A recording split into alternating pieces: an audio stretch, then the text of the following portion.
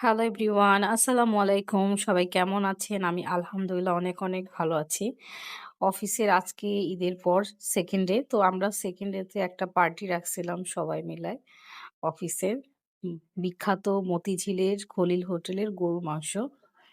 আমরা তার সাথে ছিল ৩-৪ রকমের ভর্তা আইটেম। ১ম এ ভাত দিয়েছিল আমাদের ওয়ান টাইম প্লেটে। আর এই সালাদটা একটা ভাইয়া করেছিল। তো আমাদের যার প্লেটে সবাই একটু করে সালাদ নিলাম। আর খলিলের গরুর মাংস কিন্তু অনেক বিখ্যাত মতিঝিলের। মানে এটা সবাই জানে।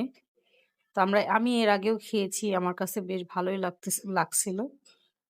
আমাদের স্যাররা দেখি প্রায় এনে খায় খলিলের। আমার অতটা ওরকমভাবে খাওয়া হয় না। আমি ২ না ৩ বার খাইছি। তো এটা দিয়ে বোধহয় ৪ বার খলিলের মাংস। আর এই যে আপু হচ্ছে ভর্তা, এটা হচ্ছে বেগুন ভর্তা ছিল। তার সাথে ছিল আরো একটা ভর্তা, শুটকি ভর্তা, টমেটো ভর্তা, তারপর চিকেন ভর্তা ছিল। আর এইটা হচ্ছে খলিলের গরুর মাংস। এই যে ভর্তা সবাইকে সার্ভ করতেছিল। আমরা সবাই অল্প, অল্প করে ভর্তা নিচ্ছিলাম। তার সাথে আরো ভাইয়ারা হচ্ছে বিরিয়ানি খাচ্ছিল। সুলতান ডাইনের বিরিয়ানি। শামীম ভাই তো তাকায় হাসতেছে মিটমিট করে। তার সাথে এই আপুটার সাথে আমার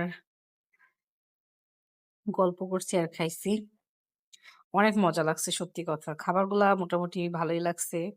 কিন্তু আসলে ঈদের আগে থেকে গরুর মাংস খাইতে অতটা আমার কাছে টেস্ট লাগেনি। কিন্তু সবাই একসাথে মিলে খেয়েছি এটাই খুব মজা লাগছে।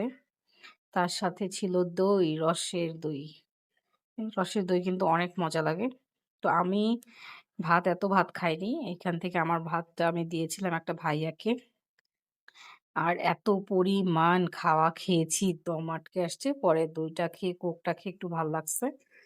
যাক আমরা সবাই অনেক মজা করলাম। আল্লাহ হাফেজ।